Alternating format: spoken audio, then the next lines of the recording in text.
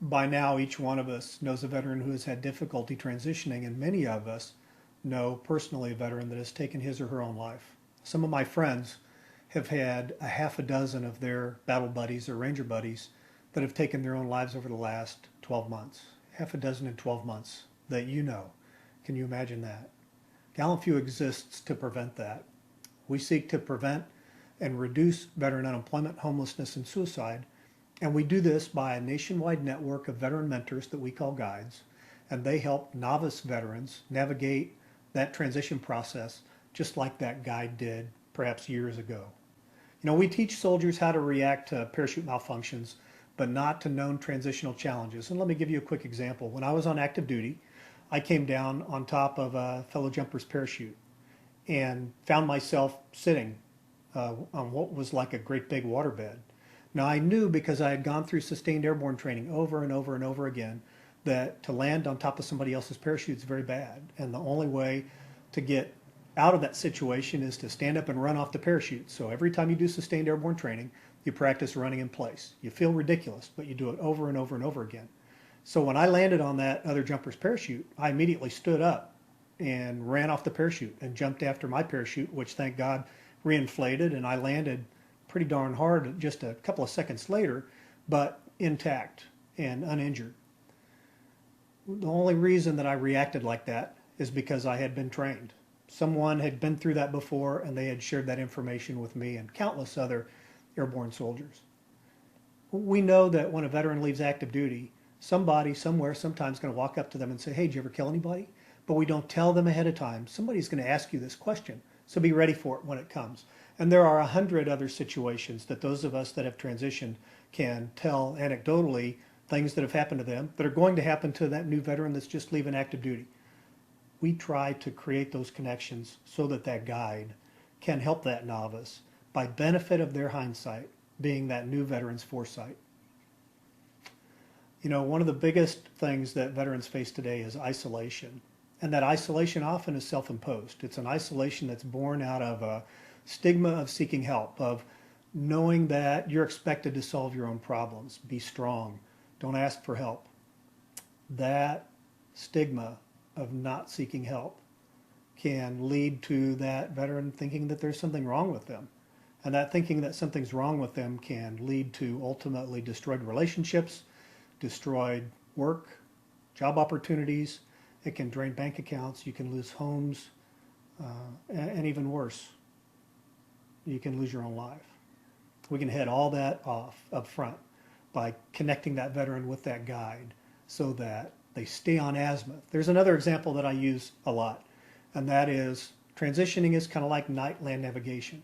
If you're 1 degree off on your compass setting, and I don't know if soldiers today even use compasses or if it's all GPS, but the way that I learned it, you're stumbling around in the dark in a forest. You can't see your hand in front of your face, but all you can see is that compass that has a couple of little glow-in-the-dark lines, and you got to keep them lined up. And if you're off just a little bit and you're only going the length of a football field or two, it's no big deal. You're going to find where you're supposed to be. But if you're off a degree of azimuth over the course of 10, 20, 100 football fields, you're going to be so far off course, you're not going to be able to find your way back. You're going to be lost. Transition is the same way.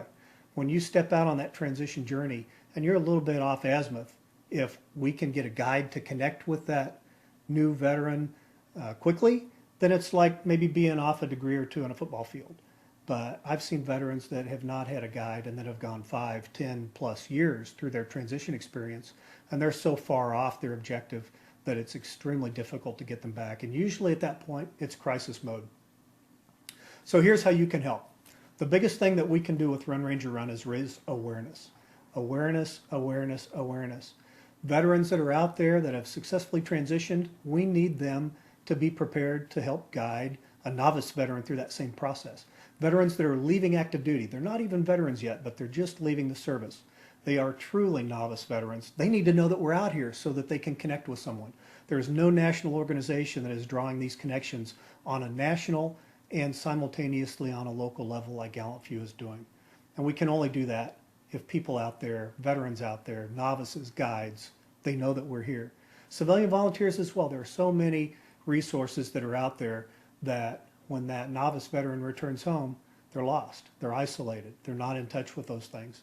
And ultimately, bad things can happen. It doesn't happen to every one of them, but it happens to enough of them that it's an issue. We can solve that. We also team with a number of organizations and individuals that are leading the field in terms of treating veterans and helping veterans work through their own transition. Organizations like the Elk Institute, which specializes in post-traumatic stress, innovative treatments that are significantly more effective than most of the treatments that our veterans are receiving today. Jackalope Jobs, which leverages the power of a LinkedIn network to connect people to job opportunities that otherwise they would not know are out there. We're teamed up locally here in the Dallas-Fort Worth area with a Rotary Club and an indoor climbing gym. And we take veterans indoor rock climbing a couple of times a week. And to put that veteran that may have some confidence issues or some trust issues on the end of a rope responsible for, or having someone else responsible for his or her life, is something that truly changes that veteran for the better. Let me tell you quickly about our team. I'm the executive director. My name is Karl Monger. I served in the Army for 10 years in a variety of light infantry and ranger assignments. Heidi is our operations transition manager. Heidi is the first point of contact for veteran guides, novice veterans, and civilian volunteers when they first approach GallantFew. Candace leads Run Ranger Run. Nick is the lead of the Raider Project, which is an effort aimed at Marine Corps Special Operations and ground combat troops. Gold Star Mom Sue is our leading and tireless, passionate advocate, and we have a number of other folks that I don't have time to name right here. And we have you. And again, the most important thing that you can do is raise awareness. By participating in Run Ranger Run, your miles truly will save lives. I thank you for your participation, and I hope to see you out there somewhere along the route.